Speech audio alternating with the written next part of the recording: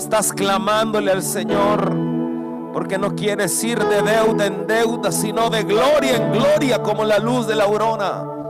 Solo dile: Señor, tú eres Jehová Jireh, mi proveedor. Tú eres el Dios que hace nuevas todas las cosas. Milagros, milagros esta tarde. Milagros, Señor. Porque ciertamente el que se acerca para desprender de ti virtud, como esa mujer del flujo de sangre que desprendió virtud del Maestro, tú sabes cómo ha venido cada uno. Tú sabes quiénes están mirándote a ti hoy. Señor, mira a esos y esas que están desprendiendo virtud. Desprende virtud del Maestro. Dile: Señor, no me cabe la menor duda que tú harás algo nuevo en mi vida. Desprende virtud del Maestro y dile: no me cabe la menor duda que tú me cambiarás y seré como Jesús. No me cabe la menor duda, Señor, que tú eres poderoso y que no hay nada imposible para ti. No me cabe la menor duda, Señor, que yo venceré cualquier debilidad, porque en mi debilidad tú eres el fuerte. No me cabe la menor duda, Señor, que tú eres un Padre que me ama como nadie me amará, y que tus planes para mí son de bien, para darme un futuro y esperanza. Milagros, milagros. Mueves montañas, yo creo en ti, sé que lo harás otra vez. Abriste el mar en el desierto, yo creo en ti, sé que lo harás otra vez. Yo sé que tú mueves montañas, yo creo en ti, sé que lo harás otra vez. Abriste el mar en el desierto, yo creo en ti, sé que lo harás otra vez. Sé que lo harás otra vez. Sé que lo harás otra vez. Sé que lo harás otra vez.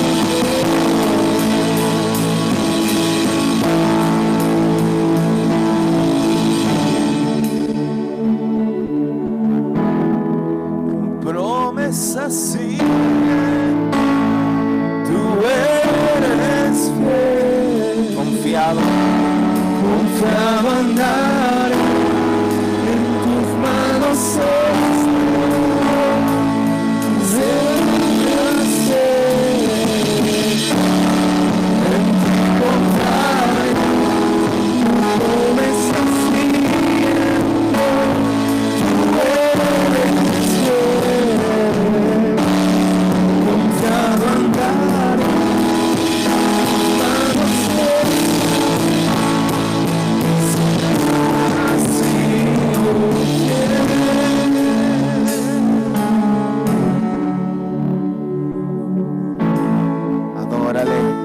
Por su fidelidad.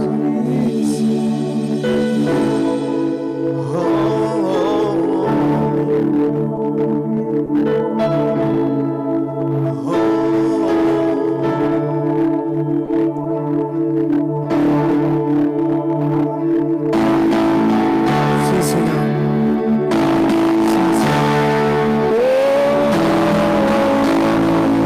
Vamos a su voz, Señor. Yo sé que lo harás otra vez. Me dejarás ver tu misericordia, Señor. Me dejarás ver tu gracia, tu fidelidad. Sé que tú, yo sé que tú puedes montañas. Yo creo en ti. Sé que lo harás otra vez. Abriste el mar en el desierto.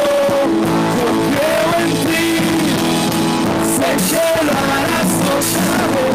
Yo sé que tú eres montañas. Yo creo en ti. Sé que lo harás otra vez. Abriste el mar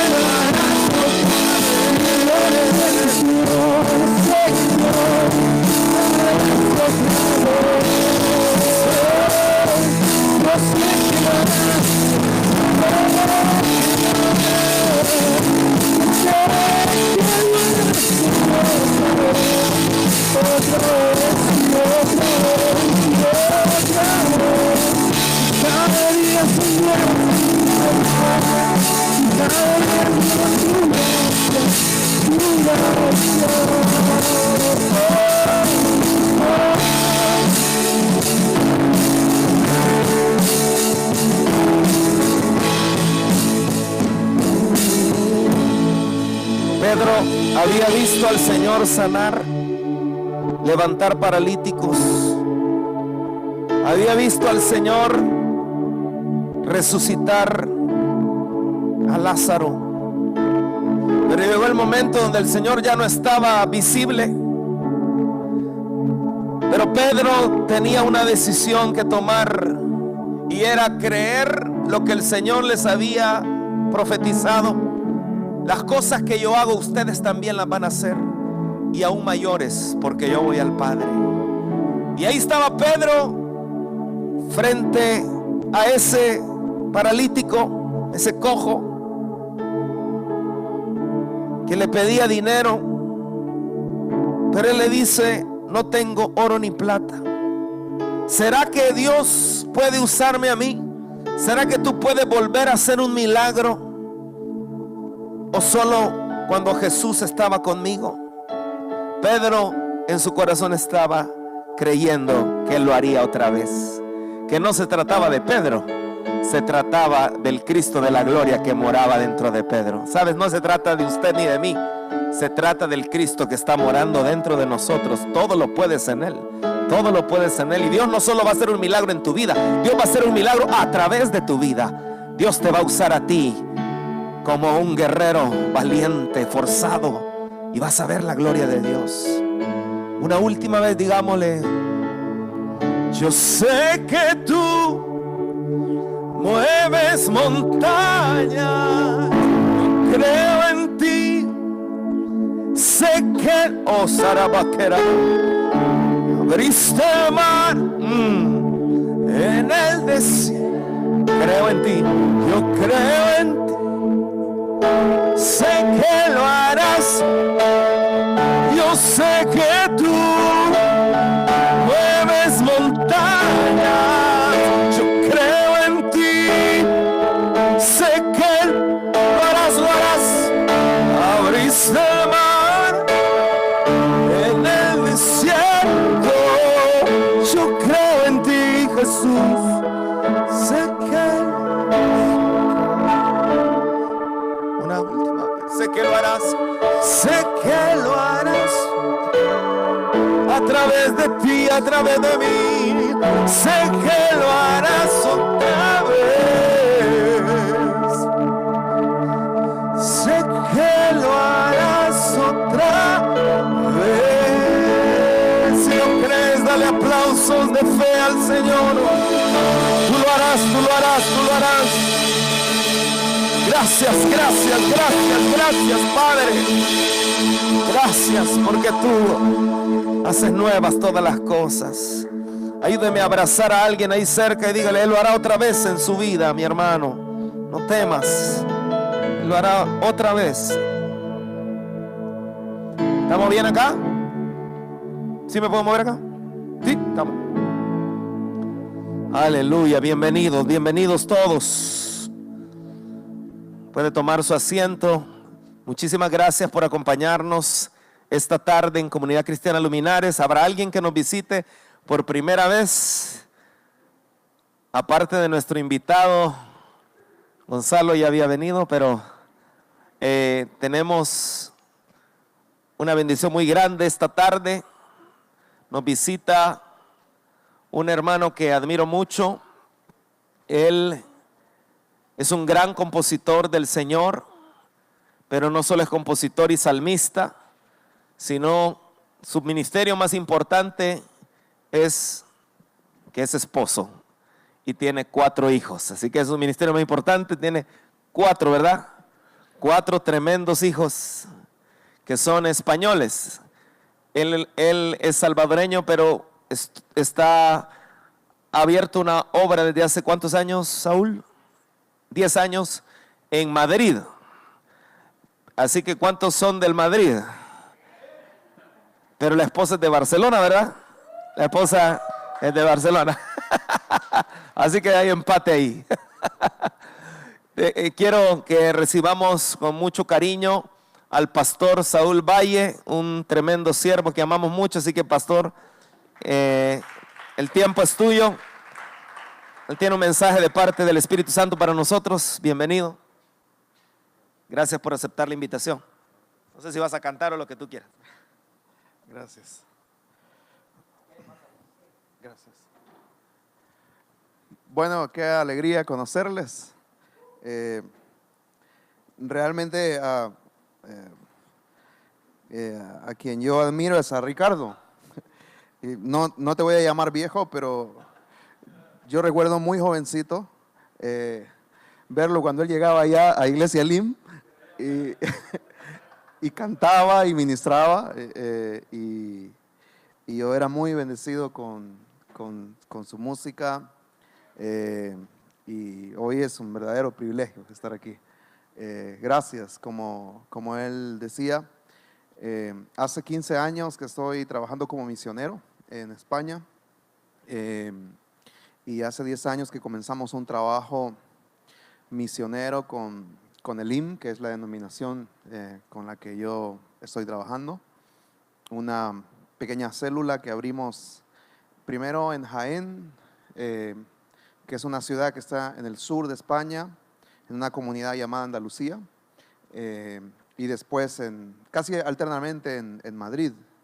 Ese trabajo que iniciamos después de 10 años se convirtió en 5 iglesias que logramos plantar en Sevilla, Barcelona, Jaén, Madrid y Baeza, que son las 5 ciudades donde el Señor nos ha permitido comenzar obra.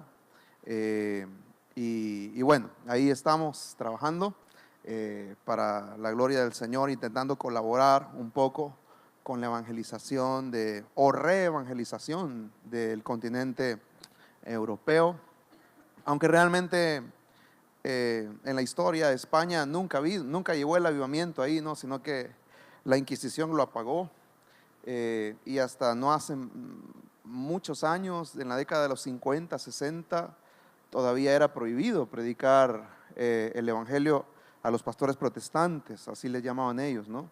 En la época del dictador Francisco Franco todavía no se podía. Hay muchos pastores ya ancianos que todavía viven, que estuvieron presos por muchos años, fueron perseguidos por predicar el evangelio en España. Entonces, pero ahí estamos, predicando la palabra del Señor.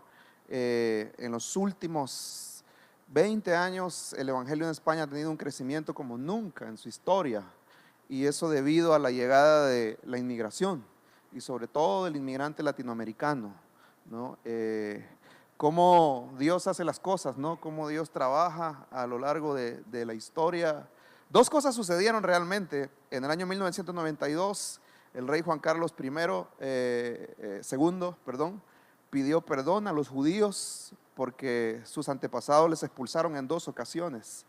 Y en el año 1992 él hizo un perdón público al pueblo de Israel por todas las atrocidades que los Borbones, los reyes católicos, habían hecho en contra del pueblo judío. Y desde ese momento,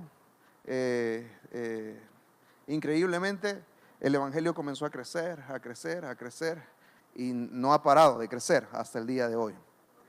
Los números son ridículos en comparación aquí a América Latina, ¿no? Ahora mismo se considera, los más optimistas creen que el número de cristianos evangélicos o protestantes también llamados anda por el 1.4% de la población. Otros más realistas lo ubican allá en el 0.09% de cristianos evangélicos o protestantes. Todavía hay más de 2.600 pueblos que no tienen una iglesia y que nunca en su historia han tenido una iglesia. O sea que queda mucho por hacer, aparte de pues toda la crisis de fe que Europa está viviendo. La nueva generación Los jóvenes ya no se consideran cristianos, sino que la mayoría de ellos se consideran escépticos, no quieren saber nada de la religión cristiana, pero ahí está el pequeño remanente, los pequeños luminares del Señor. Ahí estamos intentando ser luz, creyendo que Dios tiene un propósito con esa nación. Y yo quiero pedirles que oren como salvadoreños, abandonen todo el rencor por el oro que nos quitaron y todas esas cosas, ¿no? Por si quieren sentirse mejor, ese oro se lo llevaron los ingleses, se lo llevó Napoleón, no quedó nada de ese oro, porque España fue barrida, fue invadida. Napoleón hizo lo que quiso con España y la dejó empobrecida. Así que si quieren reclamar el oro, vayan por allá por Francia o por Inglaterra, que por ahí estará. Entonces, olvidemos todas a veces cuestiones de rencor que nos inculcan a lo largo de la historia, ¿no? Siempre cuento esto porque una vez una joven, estaba yo en un grupo bíblico universitario, me habían invitado. Entonces, una joven española, estábamos hablando y me comienza a pedir perdón. Y me dice: perdóname, quiero pedirte perdón porque mis antepasados hicieron cosas terribles en tu pueblo. Y me dice, y les violaron y les saquearon y les hicieron.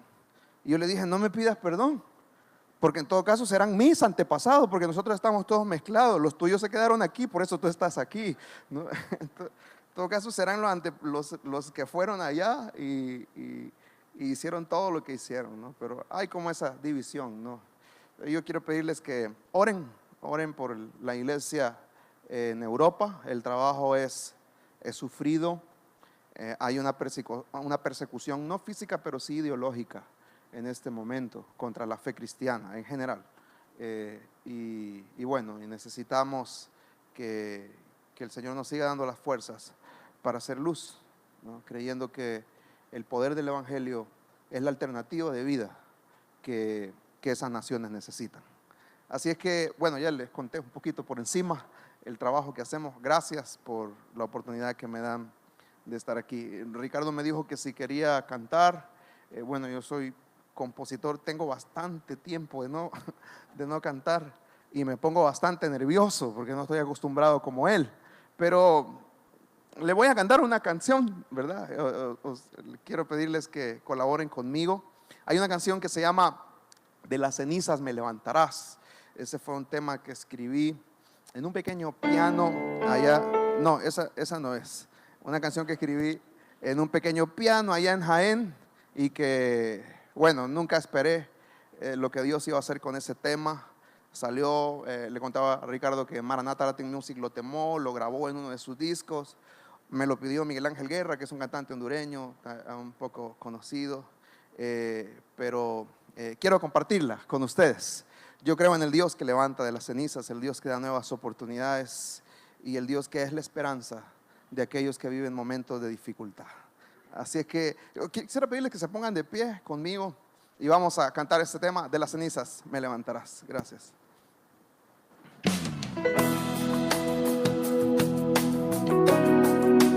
Gracias, Señor. Dice así: sé que pronto pasará y nada detendrá lo que está por venir. Lo que no me destruyó, solo me fortaleció. Volveré a surgir. Lo que amé me arrebataron, mi jardín se ha marchitado, pero tú estás aquí.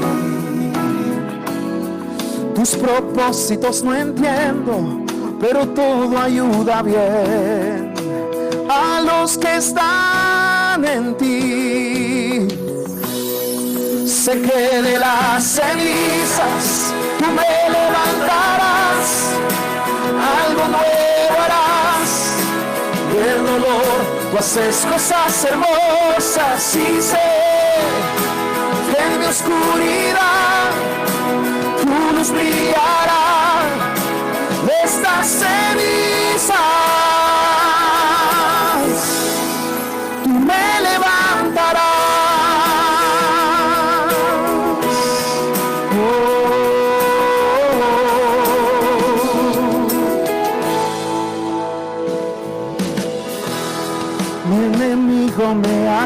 acusa y me quiere confundir, pero no cuestionaré tu derecho sobre mí. No renegaré de ti en mi desesperación. A pesar de todo sé que vive mi Redentor, que vive mi Redentor. Voy a demostrarle al mundo, voy a demostrarle al mundo que te amo por quien eres y no por lo que me das. Y en medio de mi tormenta alzaré mi adoración al Dios que quita y da.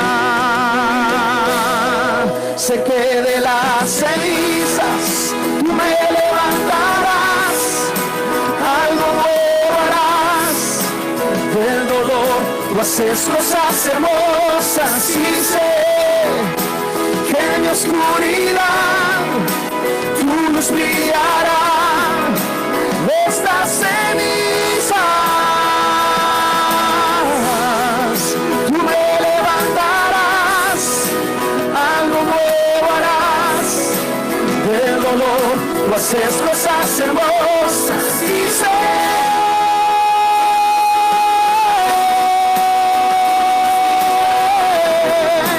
de estas cenizas tú me levantarás.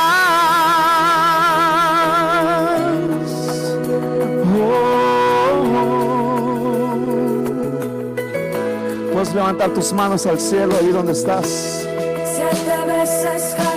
y adorar un momento más al Dios que camina con nosotros en la tormenta, ese Dios que levanta a los suyos.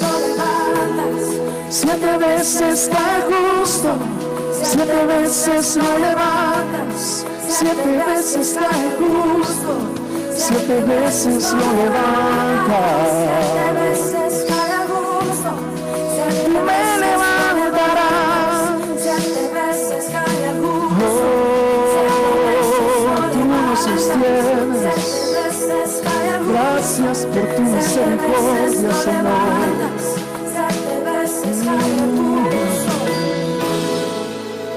Vamos a dar un aplauso a Jesucristo fuerte.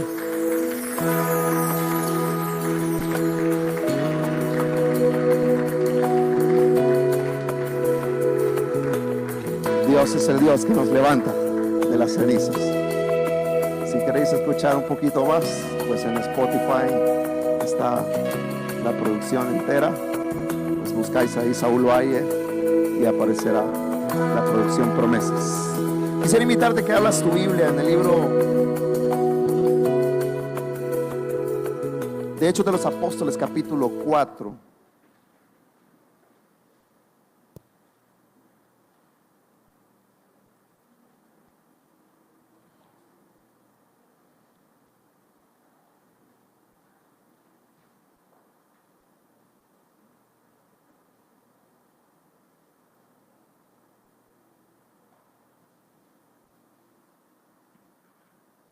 Del versículo 23 hasta el versículo 31, Hechos de los Apóstoles.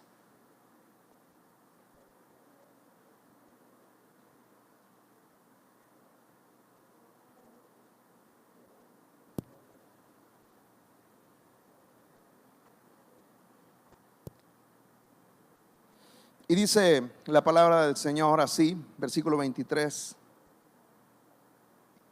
Y puestos en libertad, vinieron a los suyos y contaron todo lo que los principales sacerdotes y los ancianos les habían dicho. Y ellos, habiéndolo oído, alzaron unánimes la voz a Dios y dijeron: Soberano Señor, tú eres el Dios que hiciste el cielo, la tierra, el mar y todo lo que en ellos hay. Que por boca de David tu siervo dijiste: ¿por qué se amotinan las gentes y los pueblos piensan cosas vanas? Se reunieron los reyes de la tierra y los príncipes se juntaron en uno contra el Señor y contra su Cristo.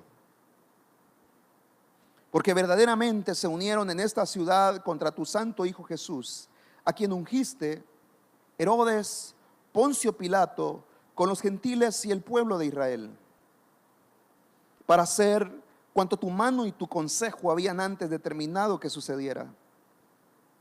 Y ahora, Señor, mira sus amenazas y concede a tus siervos que con todo denuedo hablen tu palabra, mientras extiendes tu mano para que se hagan sanidades, señales y prodigios mediante el nombre de tu santo Hijo Jesús.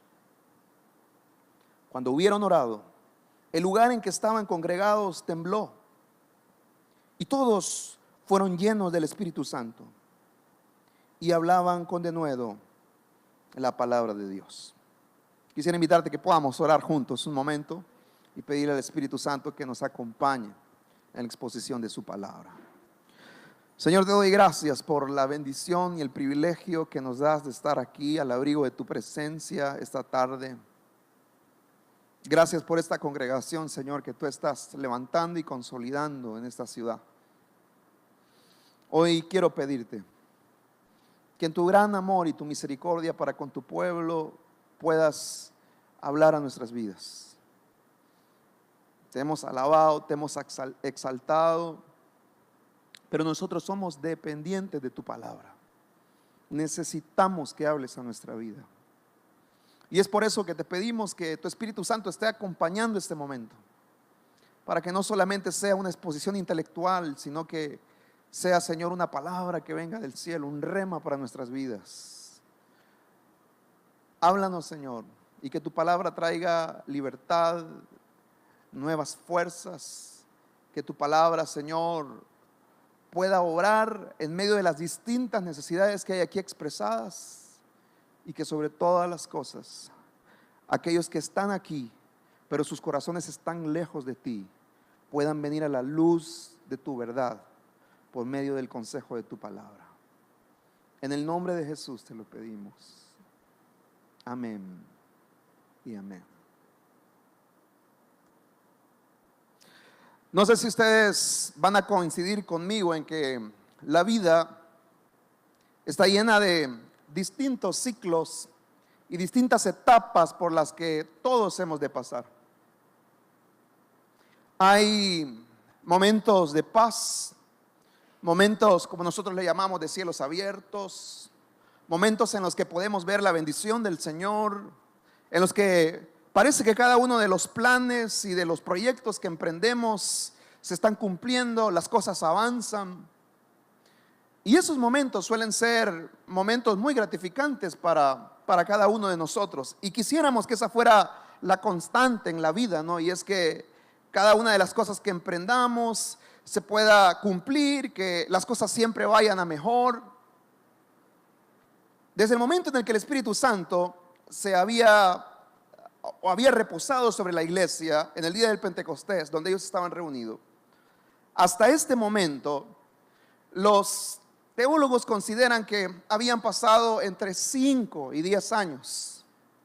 Nosotros, como leemos la Biblia muchas veces y la leemos de corrida, consideramos que los sucesos se van desencadenando en el momento, ¿no? Como que si fuera al pasar de los días que las cosas van pasando, sucediendo, y creemos que esta persecución que va a iniciar aquí, propiciada por un milagro que Pedro y Juan han hecho sanando a un hombre cojo en la entrada del templo, esto ha sucedido pocos días después de aquel discurso en el que Pedro, el día del Pentecostés, había alcanzado a más de 5,000 personas, ¿no?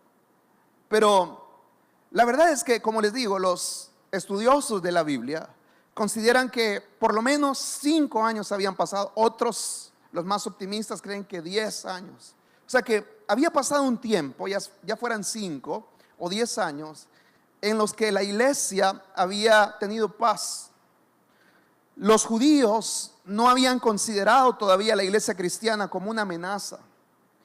Y eso había propiciado que la iglesia se fortaleciera, que la iglesia creciera en número, como lo dirán unos versículos atrás, y es que la iglesia iba creciendo, iban siendo añadidos por la palabra, por el Espíritu de Dios, las personas que habían sido llamadas.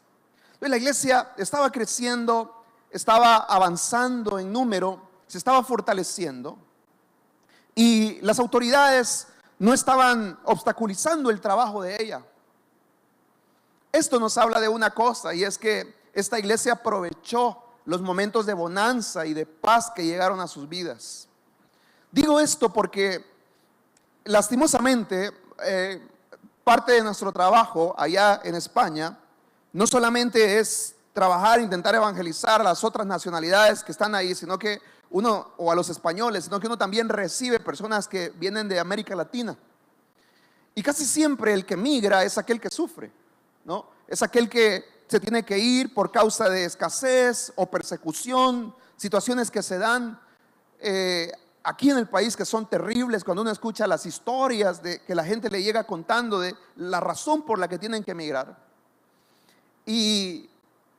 Y cuando yo hablo, porque casi siempre cuando alguien llega de allá, yo pido que pueda llevar una recomendación de un pastor, o que el pastor se comunique conmigo, que me escriba. Entonces el hermano que me llama o me escribe, me dice: mire, él es un buen servidor, es una buena servidora. Usted viera los momentos tan difíciles que ella ha pasado o él ha pasado, pero mire, nunca ha dejado de servir al Señor, siempre ha estado cerca del Señor. Es un ejemplo a pesar de la gran prueba que ella ha vivido o él ha vivido.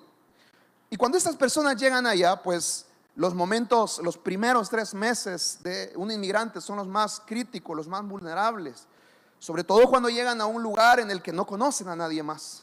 Entonces es ahí cuando como iglesia intentamos ayudarles, orientarles, hacer una labor social de poder integrar a estas personas. Y evidentemente uno de los consejos que nosotros damos es: mira, busca al Señor, sigue aferrado a Él. Y en esos primeros 3 meses, la persona con mucha más fuerza busca al Señor. O sea, están ahí, se congregan, sirven, están amando al Señor, son fieles, incluso con sus diezmos, a pesar de las limitaciones, a pesar de que no tienen trabajo. Pero suele suceder que cuando las puertas se comienzan a abrir, las cosas les comienzan a ir medianamente bien, las personas comienzan a alejarse del Señor, hasta que llega el punto que nunca más les volvemos a ver, no volvemos a saber de ellas. Fueron absorbidos totalmente. ¿Por qué les digo esto? Porque hay gente que solo con palo sabe estar cerca del Señor. Hay personas que no logran disfrutar de las bendiciones que el Señor da y ser productivos en medio de la bonanza y en medio de la bendición, sino todo lo contrario, las bendiciones les repercuten en su vida espiritual.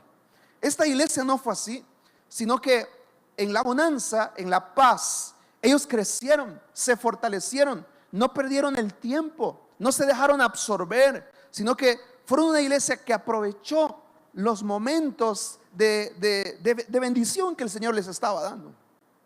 Pero ahora, en el pasaje que hemos leído, nos dirá que las cosas para ellos están cambiando. Y es un cambio que se va a dar, que será una constante por más de 300 años en la iglesia cristiana. Y es que ahora comienzan los anuncios de la persecución. Usted conoce la historia. Pedro y Juan van hacia el templo y dice que yendo hacia el templo hay un hombre que está lisiado de los pies que se sentaba a la puerta, y cuando ve a Pedro y a Juan les intenta pedir dinero. Pedro lo mira fijamente y le dice: no tengo plata ni oro, pero lo que tengo te doy, levántate en el nombre de Jesús. Lo toma de la mano, lo levanta, y es un milagro tan asombroso, es un milagro tan evidente, que dice que se armó un gran alboroto a causa de aquel milagro que había ocurrido. Y ese suceso lo que hará es que pondrá en el foco de los fariseos la iglesia. Hasta este momento ellos la habían despreciado, no consideraban el cristianismo como una amenaza, pero este milagro era tan fuerte y tan evidente que hará que ellos se fijen en la iglesia. Y nos dirá el texto que Pedro y Juan tendrán que ser llevados ante el concilio, y estando en el concilio ellos recibirán amenazas, y las amenazas son que no les permiten continuar predicando acerca de este Jesús. Pedro y Juan sabían que cuando el Sanedrín y el concilio amenazaban, no estaban jugando. Ellos ya lo habían visto con el Señor Jesús. Cuando ellos amenazaban, iban a llegar hasta lo último. Ellos sabían que esas amenazas eran reales. Ellos sabían que los momentos que venían para la iglesia no eran momentos fáciles. Yo no sé si has vivido en alguna ocasión en tu vida esta experiencia en la que el cambio a tu vida no llega de golpe, sino que lo ves venir a lo lejos. Has visto como aquellos, ¿no?, que ven la tormenta que viene a lo lejos. Y hay momentos en la vida en las que vemos así, vemos que las nubes se van cerrando, vemos que la tormenta viene hacia nosotros, vemos que no hay otro camino, intentamos buscar alternativas, pero pareciera que todo nos lleva hacia el encuentro de la tormenta, todo nos lleva hacia el encuentro del problema. Es como que si Dios mismo fuera el que nos estuviera llevando hacia ese lugar. Y uno ve ese proceso en el que todo se va desencadenando, en el que la tormenta se va levantando y viene hacia uno. Y esos son momentos en los que uno no sabe qué hacer. Y eso es lo que ha pasado aquí. Ellos saben que las amenazas del Sanedrín son amenazas reales, que si ellos les han amenazado y les han prohibido predicar, son amenazas que ellos van a cumplir, que las cosas para la iglesia van a cambiar, que ya no van a disfrutar de los momentos de paz, sino que viene la tormenta para sus vidas. Y como te vuelvo a decir, a veces uno vive como iglesia situaciones así, como familia uno vive situaciones así, en el país también uno vive situaciones así. Hablaba hace unos días con un pastor venezolano y él me decía, Saúl, es que hace 16, 15 años nuestra iglesia era bendecida económicamente. O sea, nuestra iglesia era grande, era una iglesia fuerte. Y nosotros comenzamos a ver cómo todo comenzó a cambiar en el país de repente, hasta el punto que hoy los miembros no tienen ni para comer, las iglesias están pasando una crisis económica terrible. Pero él me decía eso, nosotros comenzamos a ver cómo todas las cosas iban cambiando, y por más que orábamos y por más que clamábamos al Señor, las cosas iban empeorando, iban a peor. Y en la vida hemos de vivir momentos así como los que Pedro y Juan ahora están viviendo, como lo que esta iglesia va a vivir. ¿Y qué hacer en esos momentos? ¿Cuáles son las reacciones que podemos tener? Y en este pasaje que he leído, uno puede ver 6 aspectos que esta iglesia tuvo ante estos momentos difíciles que venían. 6 reacciones o respuestas ante las tormentas que vienen a nuestra vida, que son muy sencillas, pero quisiera compartirlas con ustedes. La primera de ellos la encontramos en el versículo 23. Y es que ellos han sido puestos en libertad, ¿no? Ellos han estado presos y ahí les han amenazado y les han dicho que no pueden seguir predicando la palabra del Señor. Les han intimidado, así dice el versículo 18 del capítulo 4, y les han puesto en libertad.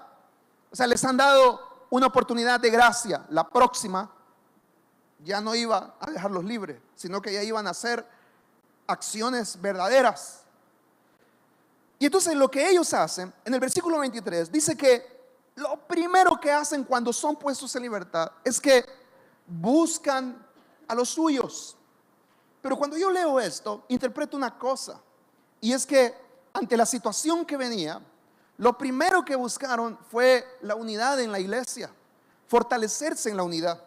Porque así dice, y es que salieron, y cuando salieron no se fueron a descansar, sino que lo primero que hicieron fue: hey, díganle a los hermanos que nos juntemos en tal lugar, que tenemos que hablarles. Díganle a los hermanos que tenemos que contarles lo que nos ha pasado. Pero eso habla de que ellos intencionadamente buscaron unificar a la iglesia ante los momentos que venían, ante situaciones difíciles que se asoman a nuestras vidas. La unidad en la familia, la unidad en la iglesia es básica.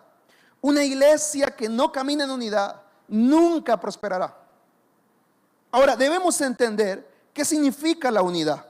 Y es que unidad no es pensar igual que el otro, porque muchas veces creemos que solamente eso es unidad.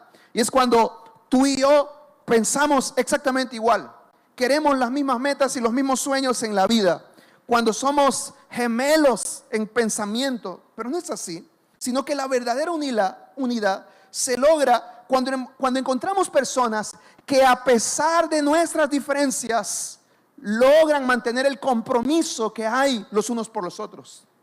Eso es como los esposos, ¿no? Los que estamos casados. Sabemos que no siempre estaremos de acuerdo, pero detrás de los desacuerdos que hay un compromiso entre mi esposa y yo. Eso es unidad. Creo que esa es la manera en la que el apóstol Pablo refleja la visión que él tiene de la iglesia en el libro de los Efesios, ¿no? Cuando él ve esa unidad en la diversidad y la ejemplifica mostrándola como un cuerpo humano, en el que él ve como hay algunos que son ojo, otros son mano, otros son pies. El ojo no se parece ni tiene las mismas funciones que la oreja no tiene las mismas funciones que el pie no tiene las mismas funciones que la nariz. Son diversos, pero hay algo que les une, hay un propósito en común detrás de ellos. Y por eso dice Pablo, ¿acaso cuando se duele una mano no se duele también el pie? ¿Acaso cuando se duele el pie no se duele también el ojo? Pero eso es lo que está diciendo Pablo. Y es que la verdadera unidad no se muestra en que todos seamos lo mismo, sino que a pesar de nuestras diferencias, lograremos mantener firme nuestro compromiso. Entonces, dentro de la iglesia cristiana, muchas veces se vivirán momentos en los que no estaremos de acuerdo. Unos pensarán una cosa, otros pensarán de otra manera. Pero cuando vengan las tormentas, olvidemos nuestras diferencias y centrémonos en lo que nos une. Y es que tenemos una visión dada por el Señor. Entonces lo primero que ellos hacen es que buscan crecer en unidad. El que quiere unidad no se fija en lo que nos separa, sino que se fija en lo que nos une. ¿No? Es así. Se fija en aquello que está detrás que nos une. Y en el caso de la iglesia, nos une nuestro amor por Cristo. Nos une Cristo Jesús. Entonces, lo primero que ellos hacen es que uno ve que pasa esto y es que buscan la unidad. Lo segundo que ellos hacen está expresado en el versículo 24. Y es que cuando ellos se han juntado, están ahí juntos, dice el versículo 24 que oraron. Así dice, y habiéndolo oído ellos, alzaron unánimes la voz a Dios y dijeron. Pero uno ve esto y es que ellos están tomando el recurso de la oración como su arma para poder hacer frente a lo que venía. Esto de la oración es algo tan básico y conocido por la iglesia cristiana, pero tan poco aplicado en el día a día, ¿no? Nosotros, o el cristiano, generalmente, el cristiano moderno, no le gusta orar.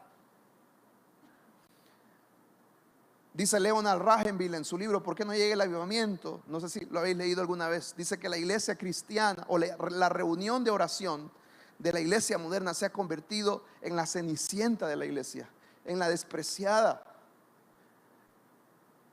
Ya nadie quiere ir a orar. En los cultos de oración siempre son los mínimos.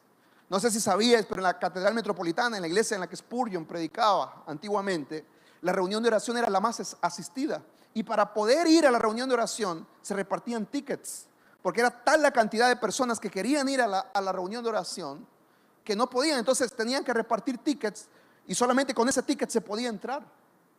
Y esa reunión se hacía los días miércoles, o sea, día entre semana. Pero era tan la cantidad de gente que quería estar en la reunión de oración que, como les digo, tenían que repartirse tickets desde las casas, desde las reuniones que ellos tenían. Pero ahí uno ve cómo los grandes movimientos de Dios siempre han estado ligados a la oración.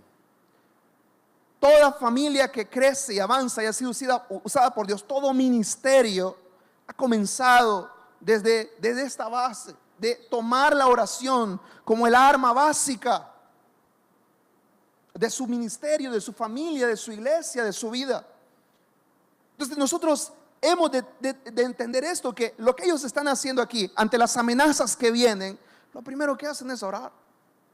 A veces la oración se convierte en el último recurso de nosotros, ¿no? Cuando ya lo hemos intentado, cuando hemos hablado con el pastor, cuando hemos buscado consejo, cuando hemos hecho aquello y lo otro. Entonces cuando ya todas las puertas se nos han cerrado, entonces oramos.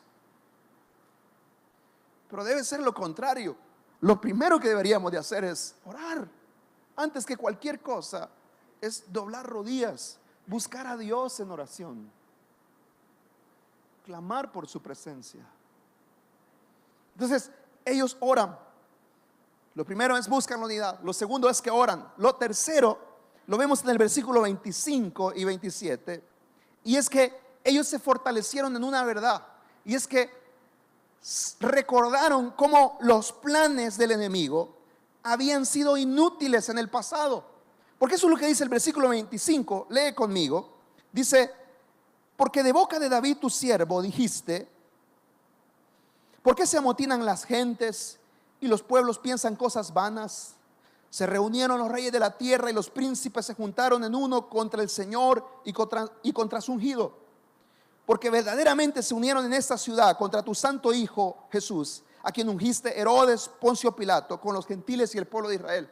Mire, el pensamiento es este, esto es lo que ellos están diciendo, esta no es la primera vez que el mover de Dios ha sufrido oposición, y siempre que ha sufrido oposición ha sido en vano. O sea, Dios siempre ha traído la victoria, y por eso que ellos están tomando el pasaje de David en el que dice: ¿por qué se amotinan la gente si piensan cosas vanas? O sea, todos los planes que hagan en contra de ti, Señor, serán siempre infructuosos, nunca avanzarán, nunca prosperarán. Y ellos se están acordando de esta verdad y están diciendo: no, recuérdese que con Cristo hicieron lo mismo. No es la primera vez que los fariseos amenazan, ya lo hicieron con Cristo, lo crucificaron, pero al tercer día Él se levantó de entre los muertos y nosotros le vimos, le oímos, hemos sido testigos de esta verdad.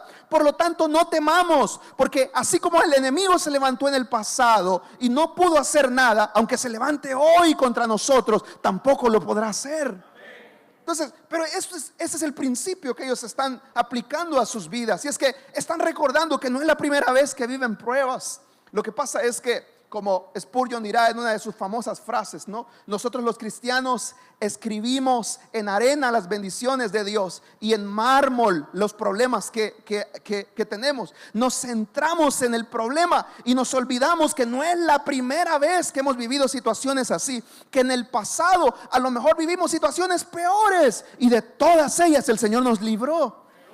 Pero nosotros nos centramos en el problema y comenzamos a llorar y a decir: ¿por qué a mí? ¿Y por qué siempre me pasan estas cosas a mí? ¿Y por qué, Dios? ¿Qué pasa, Señor? ¿Por qué? Y estamos ahí llorando, quejándonos, deprimiéndonos, y estamos ahí queriendo abandonar los privilegios, ya no nos queremos congregar, pero es eso, ahogándonos en nuestro vasito de agua. ¿Os recordáis cuando David llega donde Saúl, ¿no? Está aquel gigante amenazando al pueblo de Israel, y entonces Saúl lo mira y le dice: oye, pero si tú eres un niño, ¿cómo vas a luchar contra este gigante? ¿Qué no estás viendo? Que él es un hombre experto en guerra, es mucho más viejo que tú. Aparte de eso, que es un gigante. Dice: ¿cómo vas a batallar contra este gigante? Y David le dice algo similar a lo que está aquí en este salmo. Este tipo de pensamiento le dice: no, si esta no es la primera vez que yo lucho contra cosas más fuertes que yo, sino que antes he luchado contra osos, he luchado contra leones, y el Señor me libró del oso y del león, y me librará también de este gigante.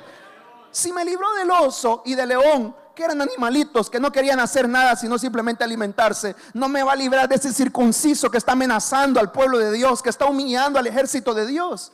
Pero ese es el pensamiento, un pensamiento de victoria, de decir: esto no nos va a hundir, sino que no es la primera vez que esto ocurre. En el libro de Jeremías, no sé si habéis leído un pasaje que está en el capítulo 12, si no me equivoco, en el que Jeremías ha entrado en una crisis y está diciendo Jeremías: ay, Señor, ¿por qué ha pasado esto? He predicado y tu pueblo no me quiere oír. Y entonces Dios le dice: si te cansaste con los de a pie, ¿cómo vas a correr con los caballos?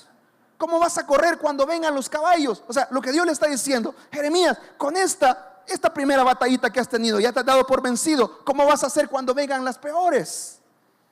Pues nosotros somos así. Nos centramos y decimos: ay, ya no puedo más. ¿Por qué? Ay, este problema que viene a nuestra vida. Siempre cuento esta experiencia que viví porque es real. La alcaldía o el ayuntamiento, se dice en España, de una de las iglesias de Jaén, donde yo vivo, me había multado por abrir una iglesia. Y me pusieron una multa bien fuerte. Y entonces yo estoy en la supervisión de las 5 iglesias, pero atiendo directamente 2 como pastor: la iglesia de Madrid y la iglesia de Jaén. Entonces yo iba hacia Madrid, iba enfadado, molesto con Dios. Y entonces iba reclamándole: ¿por qué me pasa esto? ¿Y cómo voy a hacer para pagar esta multa que me ha venido? Era una multa de miles de euros, una multa bastante grande. ¿Y por qué, Señor, si yo lo que estoy haciendo es abrir tu obra? Mira, a otros ahí andan borrachos y nadie los multa, y a mí por abrir iglesias me multan. ¿Y por qué, Señor, permites esto? Y así en la rebeldía que uno tiene cuando se vuelve como un niño, ¿no?, ante Dios. Y entonces, mientras iba conduciendo, Dios me recordó de un suceso que había ocurrido 13 años atrás, cuando yo era un jovencito, más de lo que me ven hoy. No, soy broma, ya estoy cerca de los 40.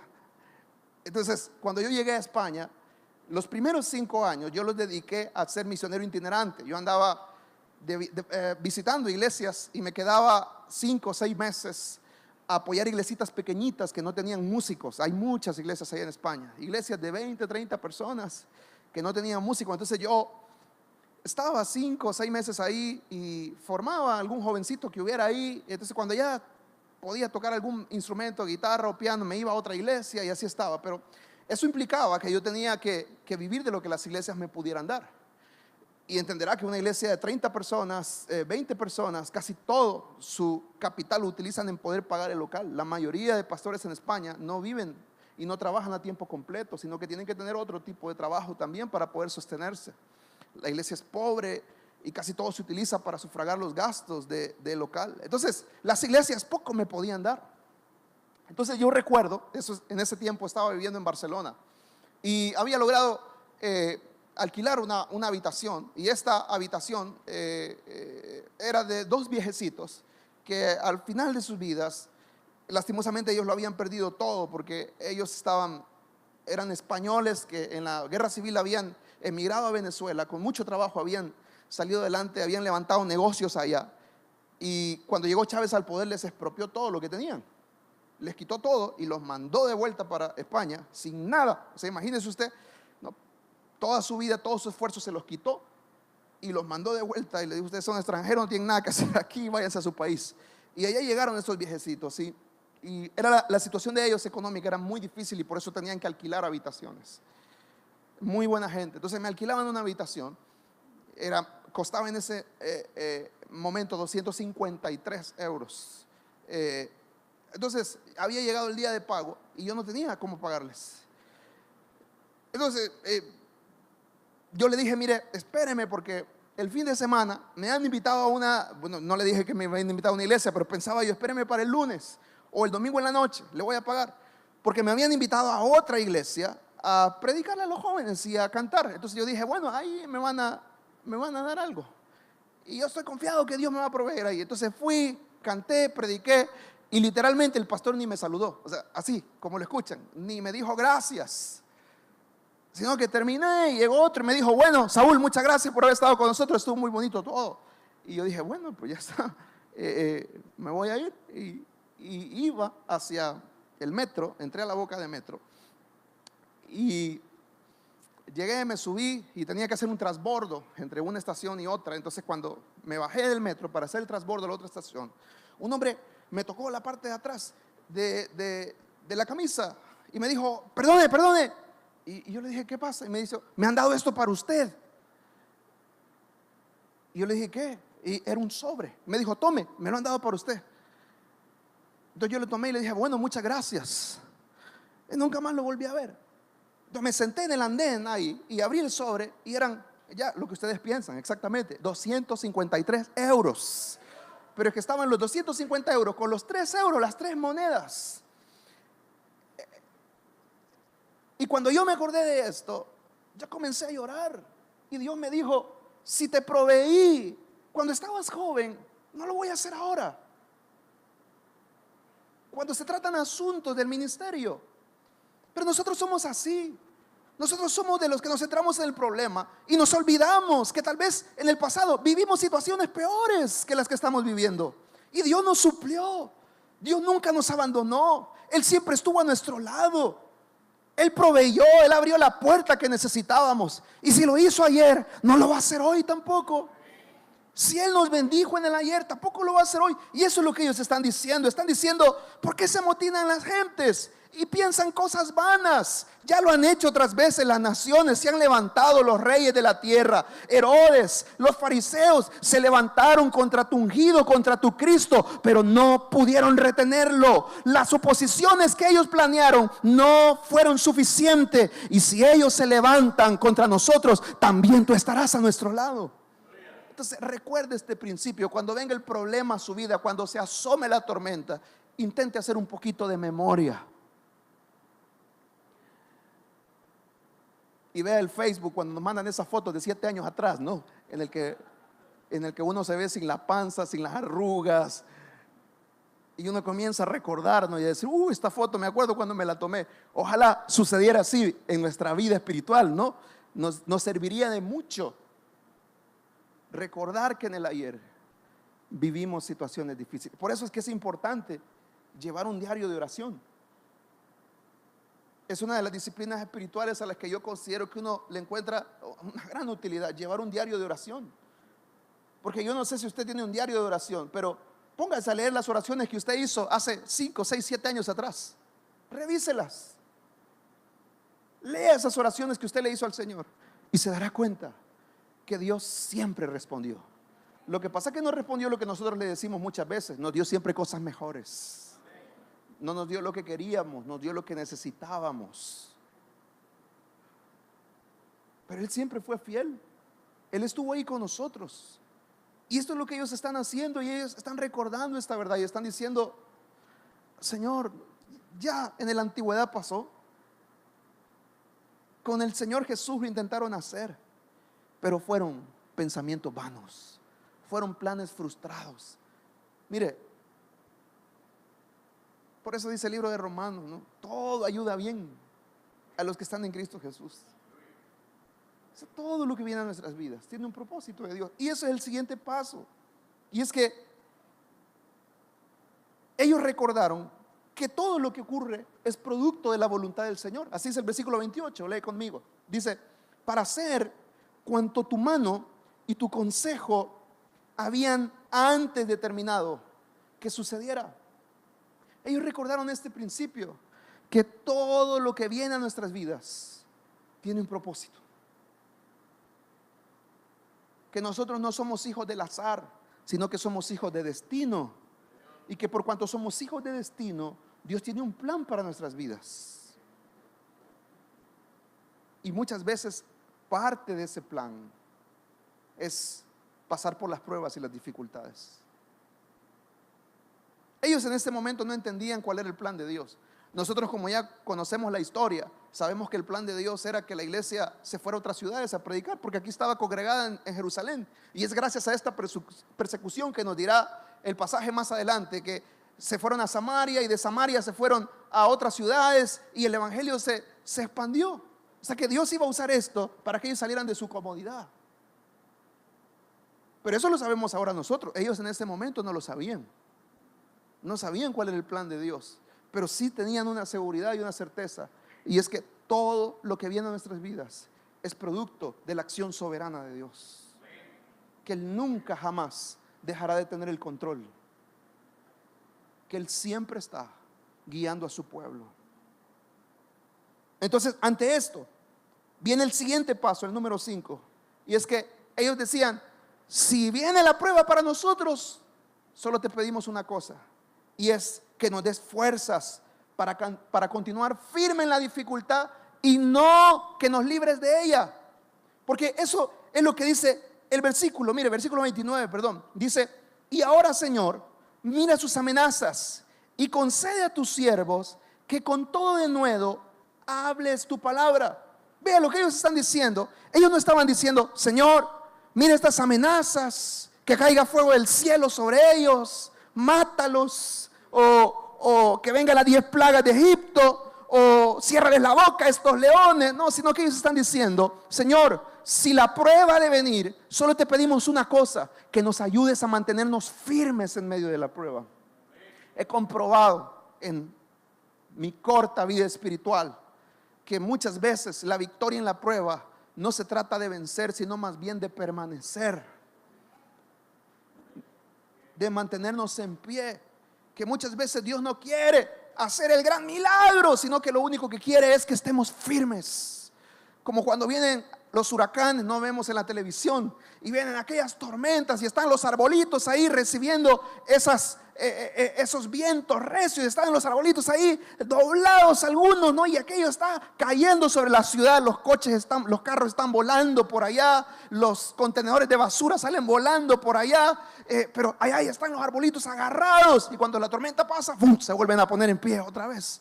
Y eso suele suceder mucho en la vida cristiana, y es que Dios no siempre nos dará la victoria que nosotros esperamos, sino que la victoria radicará en que estemos firmes en medio de la prueba, y que nos mantengamos firmes hasta que pase la tormenta. Y eso es lo que ellos le están pidiendo, y le están diciendo: Señor, si esto ha de venir, te pedimos una cosa, y es: ayúdanos a estar en pie, ayúdanos a tener denuedo, ayúdanos a tener valentía a no callarnos, a no amedrentarnos. Si esto es lo que tú quieres para mí, solo te pido que me des las fuerzas para estar en pie. Y termino con la última respuesta que uno ve en esta iglesia ante esta dificultad. Y es que a pesar de esto, ellos sabían que Dios podía cambiar las cosas en cualquier momento a través de su poder. Porque sí, lee conmigo. Versículo 30 dice: mientras extiendes tu mano para que se hagan sanidades y señales y prodigios mediante el nombre de tu santo Hijo Jesús. Me gusta la versión La Palabra, que es BLP, es una versión editada en España, no sé si ha llegado todavía aquí, pero me gusta cómo lo dice, porque dice: pone en juego tu poder. Y me gusta esa palabra que utiliza ahí, pone en juego tu poder. O sea, es como que está diciendo: ellos ya movieron la pieza de ajedrez, ellos ya movieron su jugada, ahora te corresponde a ti, Señor, hacer tu jugada. Todavía falta que tú pongas en juego tu poder. Pero ellos están descansando en esta verdad, y es que el poder de Dios es ilimitado, y que Dios tiene que entrar en acción tarde o temprano. Dios entrará en acción y pondrá en juego su poder, manifestará su voluntad. O sea, como que está diciendo: ellos ya han intentado marcar el gol, pero ahora faltas tú. Ahora tienes que entrar en el terreno de juego tú, ¿no? Hace años fui a ver un partido del Barça allá, y Messi no había jugado en ese partido porque tenía su supuesta gripe contra el Racing de Santander, y entonces iba perdiendo el Barça, creo que era 3-0, algo así, y metieron a Messi en el segundo tiempo y terminó ganando el Barça 4-3.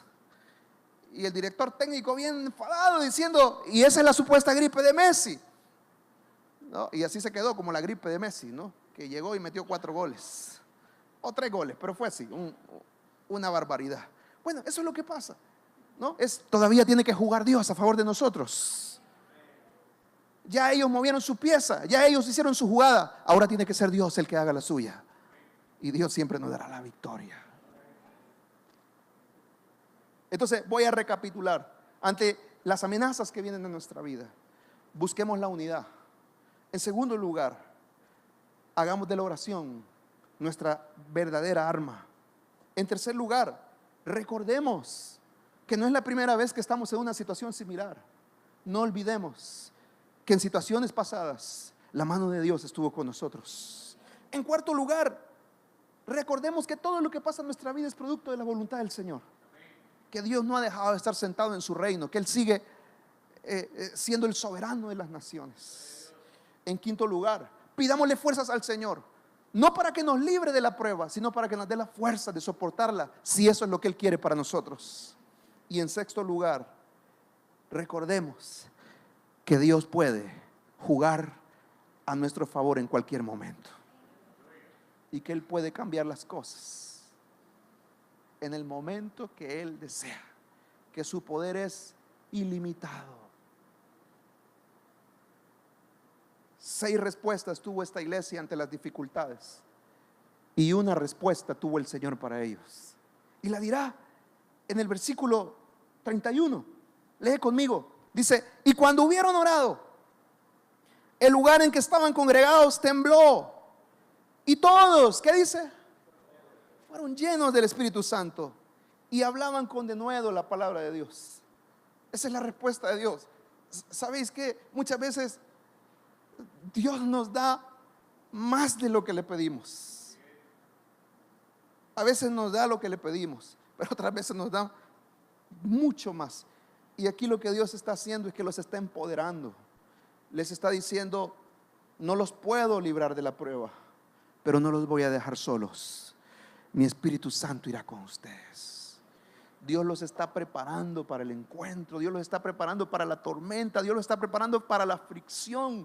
Viene la dificultad, viene el problema, pero no estarán solos. La presencia del Señor estará con ellos. El Espíritu de Dios estará a su lado. Termino ya. y cuento mi experiencia. Como muchos jóvenes, salí hace 16 años a la diáspora a buscar una oportunidad para servir a Dios, pero también para crecer. Y aquellos que han emigrado y han ido fuera o han visto como un familiar viaja hacia el extranjero, pues se vive ese viaje a Comalapa, ¿no? En el que la mamá va llorando y el papá va callado, llorando, y el momento de la despedida, ¿no? Que es un momento tan duro. Y recuerdo que llegamos, no quise que fueran mis hermanas conmigo, porque iba a ser demasiado doloroso. Me despedí de ellas en la casa. Me fui solamente con mi papá y mi mamá. Y entonces llegamos al aeropuerto y mi mamá llorando, rota en llanto. Nosotros somos 4 hermanos, son 3 hembras y yo, nada más. Era su único varón que se iba y ella estaba rota en dolor. Y yo abrazándola, intentando también ser fuerte para no. Entonces la abracé y llegué donde mi papá. Entonces mi papá me miró y me dio el mejor consejo que me han dado en la vida. Me miró, me tomó de los hombros y me dijo: hijo, busca cada día la presencia del Espíritu Santo. Hoy te vas de mi lado y ya no te puedo proteger,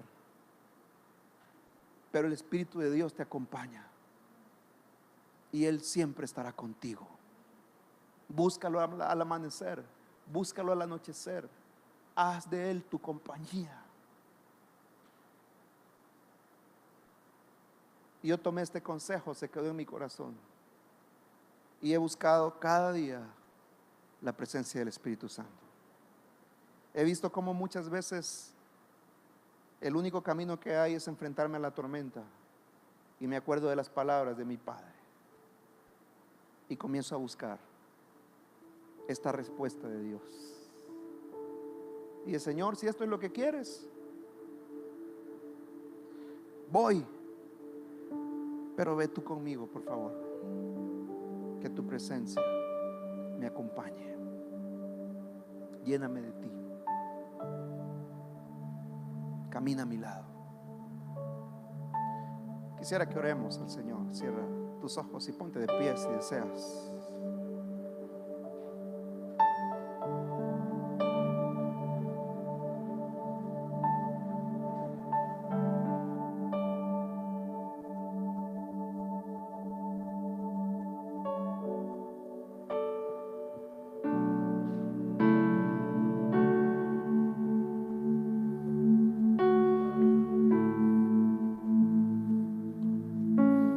Gracias, Señor.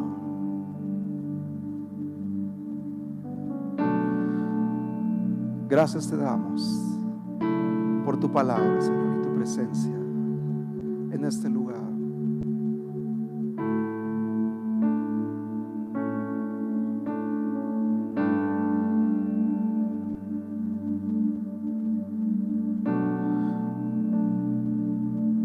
Señor,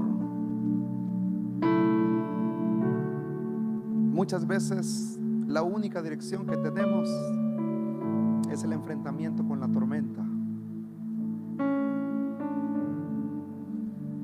Pero quiero pedirte que en los momentos de dificultad que vienen, tú puedas estar con nosotros y puedas recordarnos estos principios que están aquí en tu palabra, Señor. Señor, que podamos caminar en la unidad. Y que caminando en la unidad podamos hacer de la oración nuestro refugio,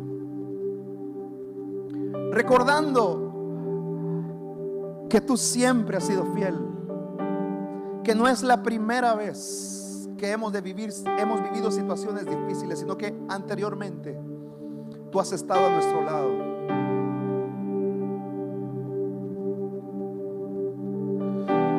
Tu voz me llama a las aguas,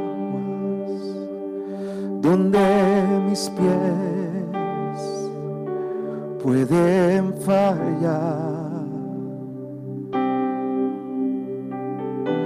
Y ahí me encuentro en lo incierto, caminaré sobre el mar.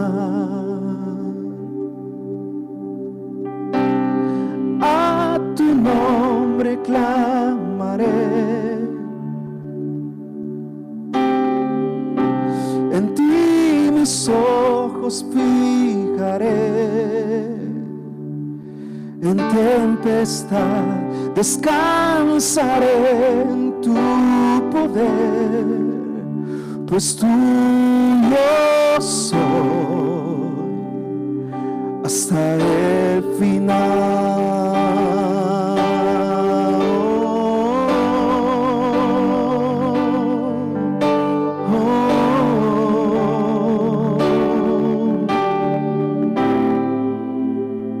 Espíritu, dígalo, que tu espíritu me guíe sin fronteras, más allá de las barreras, a donde tú me llames.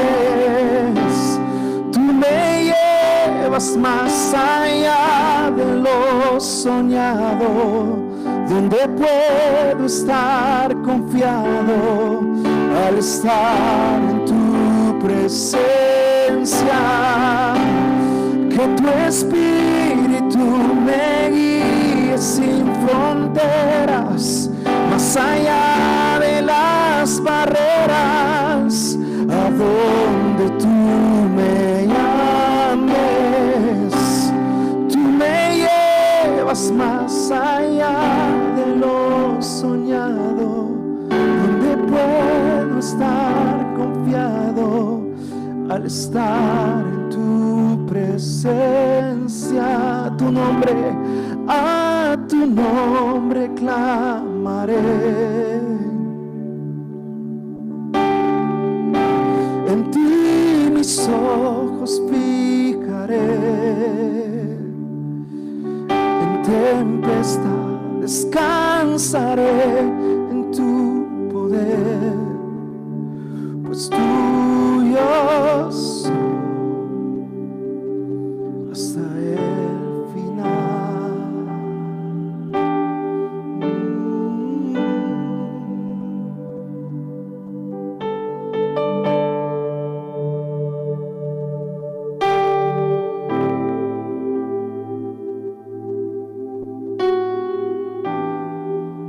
Puede levantar sus manos al Señor y decir: Espíritu Santo, así como en ese tiempo llenaste a tu pueblo, llénanos también hoy, Espíritu Santo, para que con denuedo, con valentía, nos enfrentemos a todo lo que pueda venir, sabiendo que tus planes para nosotros son de bien y no de mal. Sabiendo, Señor, que aún en medio de cualquier amenaza del enemigo, si vemos atrás, tú siempre te has glorificado, porque tú eres más grande, mayor, más fuerte. Y todo lo que permites en nuestra vida, Señor, es con propósito. Dígale: yo, gracias, Señor, porque soy hijo de propósito. Gracias, Señor, porque no estoy solo. Lléname, Espíritu Santo. Puede decirle: lléname, Espíritu Santo, para ver tu gloria. Porque tú, Señor, tienes cosas mejores de lo que podemos entender y comprender. Terminemos dándole gracias por lo que viene, porque en Él podemos confiar. Gracias, Señor, porque al ver atrás vemos tu bondad, vemos tu misericordia, vemos tu fidelidad, vemos tu cuidado, vemos tu paternidad. Vemos, Señor, que no hay nadie como tú. Y hoy te alabamos por eso, Señor. Gracias por tu palabra. Gracias, Señor. Queremos llevarla como un tesoro para ponerlo por obra. Y Señor, en esta hora te damos gracias porque podemos sembrar en la vida de el pastor Saúl Valle, misionero en España, Señor, y la ofrenda que hoy se recoja, Señor, queremos entregarla en su totalidad a Él para que, Señor, tú sigas usándolo allá y, Señor, tener nosotros la bendición de poder sembrar en buena tierra. Gracias, Padre, por lo que hoy traemos a tu casa, por lo que nos permites también apartar para ti los diezmos, ofrendas,